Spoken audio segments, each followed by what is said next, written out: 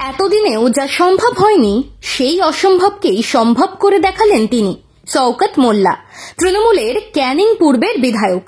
এখানে অবশ্য যে পরিচয়টা তার চেয়েও বড় তা হল ভাঙড়ে তৃণমূলের পর্যবেক্ষক। সেই তিনিই কিনা একঘাটে জল খাওয়ালেন তৃণমূলের দুই নেতা আরাবুল ইসলাম আর কাইজার আহমেদকে। সে মিলনে অবশ্য যত না আন্তরিকতা রয়েছে তার চেয়ে অনেক বেশি বাধ্যবাধকতা। শত্রুর শত্রু আমার মিত্র, এই ফর্মুলাই কাছে টেনে এনেছে আরাবুল আর কাইজারকে। আসলে দুই ভূমিপুত্রই যে চান ভাঙড়ের রাজনীতি থেকে বহিরাগত শওকতকে উৎখাত করে নিজেদের হারানো জমি ফিরে পেতে। ভাঙড়ের শাসক দলের গোষ্ঠীদ্বন্দ্ব নতুন কিছু নয়, নতুন নয় তার জেরে অশান্তিও। আবার একদা যাদের মধ্যে সাপে নেউলে সম্পর্ক ছিল, অস্তিত্ব রক্ষার তাগিদে তাদের পরস্পরের হাত ধরাও রাজনীতি নামক সম্ভাবনার শিল্পে বিচিত্র কিছু নয়।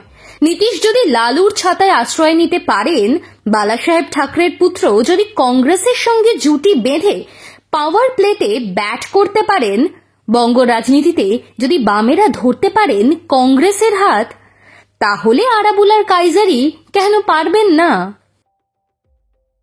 তবু জল্পনার জন্ম হচ্ছে। প্রশ্ন উঠছে, ২৬ বিধানসভা ভোটের আগে কি ভাঙড়ে নতুন কোনো সমীকরণ তৈরি হচ্ছে? আরাবুল আর কাইজারের মধ্যে কম সংঘাত দেখেনি ভাঙড়, কিন্তু পরিস্থিতির পট বদলে পুরনো বিবাদ ভুলে এখন দুজনেরই পয়লা টার্গেট শওকত মোল্লা। রাহাজানি, তোলাবাজি, মিথ্যে মামলায় ফাঁসানো শওকতের বিরুদ্ধে দুজনেরই অভিযোগের তালিকা বড় কম নয়। এই পরিবর্তন অবশ্য রাতারাতি হয়নি। ভাঙড়ে শওকতের দাপটে কাইজার অনেক দিনই কোণঠাসা, আর একদা তাজা নেতাও এখন ভেজা বারুদ। পুরনো এক মামলায় কারাবাসের পর জেল থেকে বেরিয়ে আরাবুল খোলাখুলি তোপ দেগেছিলেন। তাকে গড়াদের পিছনে পাঠানোর নেপথ্যে ভাঙড়ে তৃণমূলের হয়ে শেষ কথা বলা বহিরাগত শওকতই। অসন্তোষের সেই আগুনে ঘি দিয়েছে সম্প্রতি কাইজার আহমেদের বাড়ির সামনে হামলার একটি ঘটনা। অভিযোগ, তৃণমূলেরই অপর গোষ্ঠীর নেতা বাহারুল ইসলাম ও সাবিরুল ইসলামের নেতৃত্বে একদল কর্মী সমর্থক এসে কাইজারকে লক্ষ্য করে অশালীন গালিগালাজ করার পাশাপাশি খুনের হুমকিও দেয়।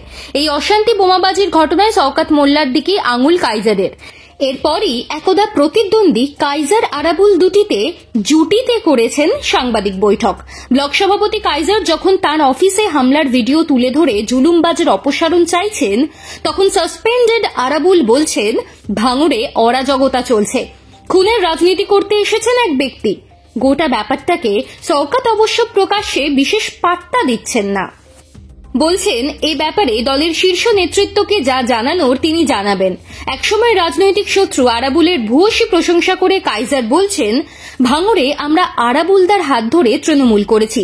২০১১ সালে ক্যানিং পূর্বের যে ব্যক্তিকে তহা সিদ্দিকির হাত ধরে তৃণমূলে ঢোকার ব্যবস্থা করে দিয়েছিলাম, সেই ব্যক্তি আজ আমাদের প্রাণে মারার চেষ্টা করছেন।